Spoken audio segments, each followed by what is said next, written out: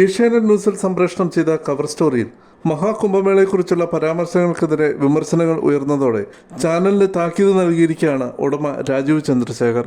ആചാരങ്ങളെ പരിഹസിക്കുന്ന പരാമർശങ്ങൾ ഉണ്ടാകരുതെന്ന് എഡിറ്റോറിയൽ ടീമിന് നിർദ്ദേശം നൽകിയതായി രാജീവ് ചന്ദ്രശേഖർ തന്നെ ഫേസ്ബുക്കിൽ കുറിച്ചു. ഒരു സമുദായത്തെയും അവഹേളിക്കാൻ പാടില്ലെന്ന അഭിപ്രായവും ഫേസ്ബുക്ക് പോസ്റ്റിലൂടെ രാജീവ് ചന്ദ്രശേഖർ പങ്കുവച്ചു. ഏഷ്യാനെറ്റ് ന്യൂസിൽ സിന്ധു സൂര്യകുമാർ അവതരിപ്പിച്ച കവർ സ്റ്റോറിയിലാണ് ഇടതുപക്ഷം ഭരിക്കുന്ന കേരളത്തിൽ കുംഭമേളയ്ക്ക് ലഭിച്ച സ്വീകാര്യത സംബന്ധിച്ച് പരാമർശം ഉണ്ടായത്. കുംഭമേളയും സ്നാനവും BJP പ്രീണനവുമെല്ലാം കേരളത്തിൽ സജീവമാണെന്ന് സിന്ധു പറയുന്നു. ഇടതുപക്ഷത്തിനുണ്ടാകുന്ന വോട്ട് ചോർച്ച BJPക്ക് ഗുണകരമാണ്. കോൺഗ്രസിന് ശക്തമായ വേരോട്ടമുള്ള ഇടതു സ്വാധീനമുള്ള കേരളത്തിൽ എങ്ങനെയാണ് BJP ശക്തിപ്പെടുന്നത് എന്നതായിരുന്നു സിന്ധുവിൻ്റെ ചോദ്യം.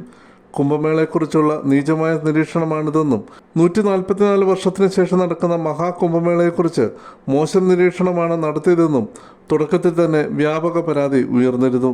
ഇതിന് പിന്നാലെയാണ് രാജീവ് ചന്ദ്രശേഖർ താക്കീതുമായി രംഗത്ത് വന്നത്. മഹാകുംഭമേളയുമായി ബന്ധപ്പെട്ട പരാമർശങ്ങൾ തങ്ങളെ വേദനിപ്പിച്ചെന്ന് ചൂണ്ടിക്കാട്ടി ഒട്ടേറെ മലയാളികൾ മെസ്സേജ് അയച്ചിരുന്നു. പരിപാടി മഹാകുംഭമേളയെ പരിഹസിക്കും വിധമെന്ന് തങ്ങൾക്ക് തോന്നിയെന്നാണ് അവർ അറിയിച്ചത്. കുംഭമേളയിൽ പങ്കെടുത്ത കോടിക്കണക്കിന് വിശ്വാസികളിൽ തൻ്റെ കുടുംബവുമുണ്ടെന്ന് രാജീവ് ചന്ദ്രശേഖർ പറയുന്നു. ഈ വിഷയം ഏഷ്യാനെറ്റ് ന്യൂസിൻ്റെ തലപ്പത്തുള്ളവരുടെ ശ്രദ്ധയിൽപ്പെടുത്തിയിട്ടുണ്ട്.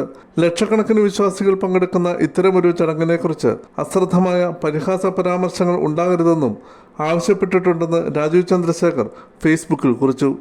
ഏതൊരു മതത്തിലെയും പോലെ ഓരോ ഹിന്ദുവിനും അവരുടെ വിശ്വാസം പ്രധാനമാണ്.